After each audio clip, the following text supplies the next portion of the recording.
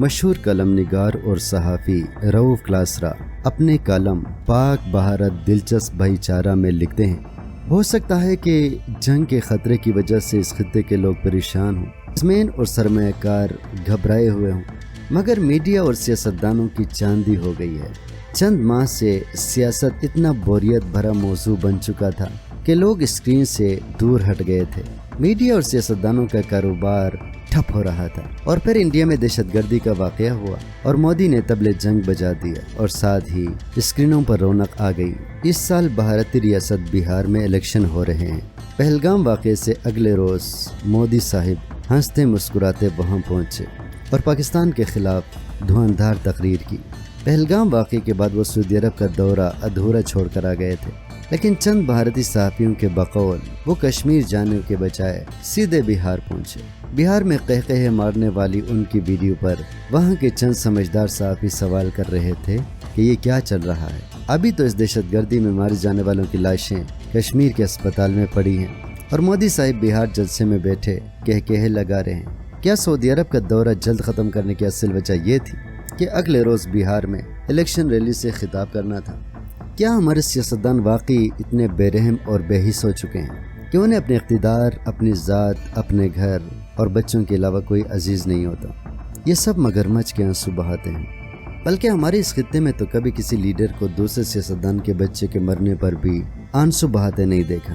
کچھ دیر افسردہ رہنے کی اداکاری کر کے پھر نارمل ہو کر گپے مار رہے ہوتے۔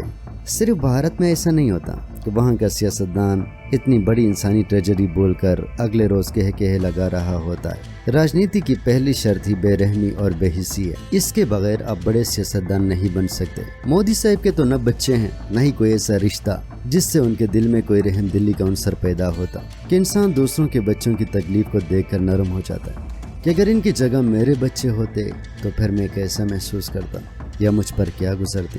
اگر آپ کو یاد ہو، جب 2014 میں پشاور کے آرمی پبلک اسکول میں 140 سے زائد بچوں کا بے رحمانہ قتل عام ہوا تو اگلے روز پشاور میں وزیراعظم نواز شریف اور اپوزیشن لیڈر عمران خان نے اکٹھے ایک پریس کانفرنس میں شرکت کی تھی۔ وہاں دونوں کے افسردہ چہرے دیکھ کر قوم نے محسوس کیا کہ انہیں بھی شدید دکھ ہوا ہے، جیسے اس وقت پوری قوم کو محسوس رہا تھا۔ جو ہی پریس کانفرنس ختم ہونے لگی، نواز شریف صاحب کو ایک جگت سوجی اور انہوں نے کہا کہ اگر میں نے ہسپتال جا کر بچوں کو وزٹ نہ کرنا ہوتا تو میں بھی عمران خان کے ساتھ واپس اسلام آباد جا کر ان کے کنٹینز پر چڑھ جاتا۔ اس پر ایک بڑا کہکہا لگا اور عمران خان بھی مسکرا پڑے۔ وہاں موجود سب لوگ کہکہے لگانے لگے۔ اندازہ لگائیے کہ 140 سے زائد بچوں کے والدین پر قیامت گزر گئی، اور ملک کے سیاستدان اور حکمران اس وقت بھی مذاق کر رہے تھے، جگتیں لگا رہے تھے۔ خدا نخواستہ اگر ان کے بچوں کے ساتھ کچھ ایسا ہوا ہوتا تو کیا یہی رویہ رکھا جاتا کہ بیٹھ کر جگتیں ماری جاتی؟ اس دن مجھے احساس ہوا تھا کہ اقتدار کے بھوکے لوگ کتنے بے حس اور بے رحم ہو سکتے ہیں۔ یہی کچھ میں نے مودی صاحب کو بہار ریلی میں کہکہے لگاتے دیکھ کر سوچا کہ ابھی پہلگام میں مارے جانے والوں کی لاشیں کشمیر کے اسپتال میں پڑی ہیں، لیکن وہ ووٹ لینے کے لیے بہار پہنچ گئے ہیں، اور اب پاکستان کے خلاف دھواندھار تقریر کر کے ووٹ بینک بڑھائیں گے اور اس نفرت کی بنیاد پر الیکشن جیتیں گے۔ ووٹرز کو بھی ان کے اس تقریر سے پہلے والا ہنستا مسکراتا کہکہے لگاتا چہرہ نظر نہیں آئے گا۔ وہ صرف ان کا مائک کے پیچھے والا چند منٹ کے لیے افسردہ چہرہ دیکھیں گے اور سمجھیں گے کہ ان کا وزیر اعظم ان کے دکھ میں بہت دکھی ہے اور اب پاکستان کو سبق سکھانے کی بات کر رہا ہے۔ اگر کوئی جماعت محض ایسی تقریروں سے بار بار الیکشن جیت سکتی ہے کہ وہ پاکستان کو سبق سکھائے گی تو وہ بار بار یہ تقریریں کیوں نہ کرے؟ سیاستدان بھی بزنس مین کی طرح اخلاقیات کے چکر میں نہیں پڑتا۔ ایک کو منافع سے غرض ہے تو دوسرے کو ووٹ سے۔ منافع یا ووٹ کہیں سے بھی آئے، اس سے غرض نہیں۔ جو بزنس مین منافع اور جو سیاستدان ووٹ کے حوالے سے اخلاقیات اور ضمیر کے چکر میں پڑے گا تو وہ رسوا ہوگا، اور دونوں یہ افورڈ نہیں کر سکتے، لہٰذا وہ ڈٹ کر وہی کام کرتے ہیں جو نیرو نے روم میں کیا۔ سیاست ایک مسلسل اداکاری کا نام ہے۔ ہم اینکرز بھی اداکاری کرتے ہیں، اور مجھے بڑی ہنسی آتی ہے جب میں بڑے بڑے کروڑپتی اینکرز کو ٹی وی شوز میں غریبوں کے دکھ درد میں آنکھیں نم کرتے اور روتے دیکھتا ہوں۔ اکثر کو دیکھا ہے کہ ان کا رویہ عام لوگوں کے ساتھ کیسا ہے، یا کتنے ان میں سے اپنے گھر کے ملازمین کو سرکار کی طرف سے مقرر کی گئی کم سے کم 37,000 روپے تنخواہ دیتے ہیں، حتیٰ کہ ان کا اپنے دفتر میں اپنے آفس سٹاف کے ساتھ رویہ بھی ٹھیک نہیں ہوتا۔ ہم اینکر صرف 30 منٹ کے لیے اداکاری کرتے ہیں کہ ہمارے دل میں اس قوم اور ملک کے لیے کتنا درد ہے، जो ही शो खत्म और कैमरा ऑफ होता है, हमारी रौनक और हमारा तकब्बुर वापस लौट आता है और हम सेलिब्रिटी बन जाते हैं। हम आम दिखने की अदाकारी सिर्फ टीवी स्क्रीन की हद तक करते हैं, लेकिन सियासतदान तो 24 घंटे मुसलसल अदाकारी करते हैं